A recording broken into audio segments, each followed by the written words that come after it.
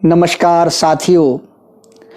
पिछले कल रिकांगपिओ के अंदर सूरत नेगी जी, जो कि भारतीय जनता पार्टी के नेता हैं और वर्तमान में फॉरेस्ट कॉरपोरेशन के वाइस चेयरमैन भी है, वो मीडिया से रूबरू हुए और उन्होंने मीडिया से बात करते हुए कई तरह के अनाप शनाप बयान विधायक जगत सिंह नेगी जी के ऊपर लगाए।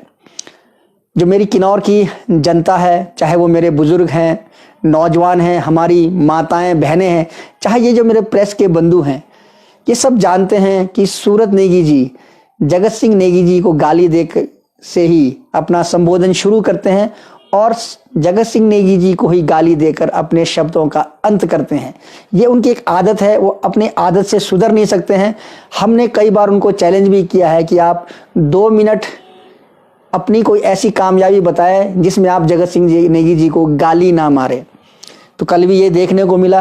तो मैं सूरत नेगी जी को कहना चाहता हूँ, आप फॉरेस्ट कॉरपोरेशन के वाइस चेयरमैन हैं और इस कड़कती ठंड में जब टेम्परेचर माइनस में है, आपने हमारे किन्नौर के लोगों को बदहाल मरने पर छोड़ दिया है।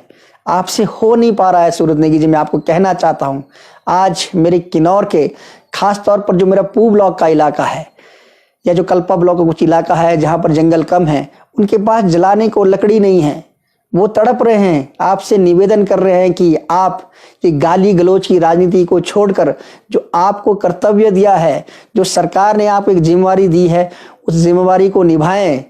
जैसे ही सर्दियां खत्म हो जाएगी कोई बात नहीं, उसके बाद आपने राजनीति कर लेना, जितनी मर्जी गाली गलौज दे देना। पर नहीं, आप मानेंगे नहीं। आपने तरह तरह के आरोप लगाए। आपने कहा कि मैं तो अब लाड़ा के अंदर जाना चाहता हूं। आपने कहा कि आप ही सबसे बुद्धिजीवी हैं जिला किन्नौर के अंदर। आप चाहते हैं आप टीएसी में, जो हमारी जनजातीय सलाहकार समिति हो, उसके अंदर भी रहना आपका कोई इलीगल नहीं है। आप जो हमारी पीएसी है, परियोजना सलाहकार समिति है, उसके अंदर रहना भी कोई जो है गलत बात नहीं है। जितनी भी कमेटियां हैं, आप चाहते हर कमेटी में रहे। अब आप ये चाह रहे हैं कि भाई किस तरह मैं लाड़ा के अंदर घुसूं, और आप अपने संबोधन में स्वयं कह रहे हैं कि हमने मुख्यमंत्री जी से निवेदन किया है कि जो भी इस जो लाड़ा का संविधान है उसके अंदर फेरबदल किया जाए और उसके अंदर संशोधन लाकर आपको उसमें घुसेड़ा जाए, और कहते हैं कि मैं उसके अंदर जाऊंगा तो जगत सिंह नेगी जी को सीधा जेल भेजूंगा। अरे सूरत नेगी जी, आपको मैं कहना चाहता हूं, प्रधानमंत्री आपके हैं, मुख्यमंत्री आपके हैं, गृह मंत्री आपके हैं, ईडी आपकी है, सीबीआई आपकी है, विजिलेंस आपकी है, हिमाचल पुलिस आपकी है, प्रशासन आपका है। आप क्या कर रहे हैं?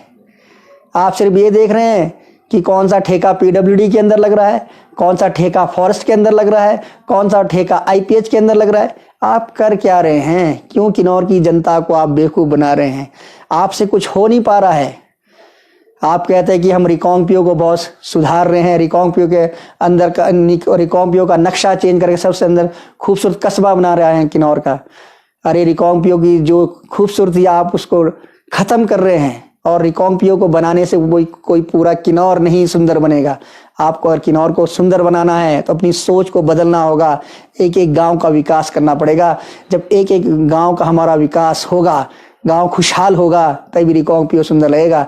रिकांगपिओ के अंदर एक पार्किंग बनाने से रिकांगपिओ सुंदर होने वाला नहीं है। आपने तो उसकी जो खूबसूरती है, जो रिकांगपिओ की एक पहचान है, उसी को खत्म कर दिया है। उसी को खत्म करने पर आप तुले हुए हैं। तो मैं आपको कहना चाहता हूं, आप अजूल फजूल के आरोप ना लगाएं, अपने आप को ज़्यादा बुद्धिमान ना समझे। भारतीय जनता पार्टी आपकी एक बहुत बड़ी पार्टी है और जिला किन्नौर के अंदर आपसे भी अच्छे बुद्धिजीवी लोग भारतीय जनता पार्टी के अंदर हैं। उनको भी आप लाड़ा में भेजें, साडा में भेजें, पीएसी में भेजें, टीएसी में भेजें, जो भी कमेटियां होती है। आप तो चाहते हैं कि सब जगह आपकी टांग रहे, आप सब जगह रहे और सब जगह वॉच करें कि कहाँ क्या होगा। जगत सिंह नेगी जी का आपसे कुछ नहीं होगा। 4 साल लगभग खत्म हो चुके हैं और मुझे बताते हुए ये खुशी हो रही है कि किन्नौर की जनता ने अभी से मूड बना लिया है, दिल बना लिया है कि 5वीं बार जगत सिंह नेगी जी रिपीट होंगे। और 5वीं क्या, मैं तो कहता हूँ कि 6ठी बार भी वो आएंगे। एक उनके पास एक लंबा अनुभव है, एक तजुर्बा है, एक सोच है। उनकी सोच रिकांगपिओ बाजार तक नहीं है, उनकी सोच है कि कैसे मेरा गांव खुशहाल होगा, कैसे मेरा बरी आगे बढ़े, तरंडा आगे बढ़े, पू ब्लॉक आगे बढ़े, कल्पा ब्लॉक आगे बढ़े, निचा ब्लॉक आगे बढ़े। एक एक गांव, हर गांव के लिए अलग योजना जगत सिंह नेगी जी अपने पॉकेट में रखते हैं। उनकी एक दूरदर्शी सोच है, आप कभी उनका मुकाबला नहीं कर सकते। चांद पर आप थूकने की कोशिश करेंगे तो चांद का कुछ होने वाला नहीं है। आप स्वयं समझदार हैं, इसलिए मैं आपसे निवेदन करना चाहता हूं कि आप अजूल फजूल की बयानबाजी ना करके जो आपको एक सरकार ने महत्वपूर्ण जिम्मेवारी दी है उस पर खरे उतरें। और ये सर्दी का समय है, वैसे भी आप बर्फ भी ला सकते हैं, पर वैसे उसी चीज़ें लाने से पहले आपसे निवेदन है कि आप जो बालन लकड़ी है उसका इंतजाम करें और जगत सिंह नेगी जी पर व्यर्थ के आरोप ना लगाएं। हमको चर्चा ऐसी बातों पे करनी चाहिए। आरोप प्रत्यारोप राजनीतिक जीवन है, उसमें आरोप प्रत्यारोप लगते हैं, पर आरोप प्रत्यारोप के साथ हम अपने किन्नौर के लोगों को क्या बेस्ट दे सकते हैं, क्या अच्छा दे सकते हैं। आज लकड़ी नहीं दे रहे हैं, आप कभी काशापाट पहुंच जाते हैं, कभी चंबा पहुंच जाते हैं, कभी कुल्लू पहुंच जाते हैं, कभी ये सिरमौर पहुंच जाते हैं। तो कहाँ कहाँ आप लोगों को घुमा रहे हैं, ये हमारे समझ से परे है। अरे लोगों ने आपकी बातें नहीं सुननी है, आपकी कहानी नहीं सुननी है कि कांग्रेस ने कहा जी 20% जो फ्यूल वुड है उसमें कटौती होनी चाहिए, ये ऐसी बातें नहीं सुननी है। लोग ये चाहते हैं भाई मुझे लकड़ी चाहिए, मेरा परिवार ठंड में मर रहा है, मेरे बच्चे ठंड में परेशान हैं, कहीं किसी का देहांत हो जाए किसी परिवार का तो उसको उस शव को जलाने के लिए उसके पास लकड़ी तक नहीं है। आप क्या कर रहे हैं, ये कहानियां सुना सुना कर कब तक आप गुमराह करेंगे। क्योंकि जो आपकी चाहे केंद्र की सरकार है वो भी राम भरोसे है, जयराम जी जो हमारे हिमाचल प्रदेश का वो भी राम भरोसे, आपने भी किन्नौर के लोगों को राम भरोसे छोड़ कर रखा हुआ है। तो जो डबल इंजन की सरकार है, ये चाहे केंद्र में हिमाचल की जो डबल इंजन ये हाँप गई है, और आप भी सूरत नेगी जी हाँप गए हैं। आपसे नहीं होगा, आपने बहुत उठक बैठक कर ली, तरह तरह के झूठे आरोप लगा दिए।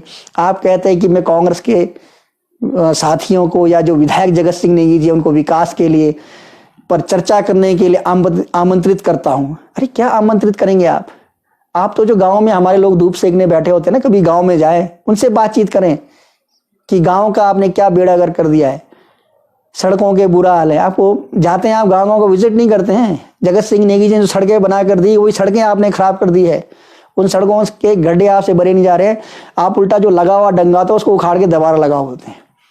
ये कमीशन पर चली हुई सरकार है, ये कमीशन पर चले हुए नेता हैं।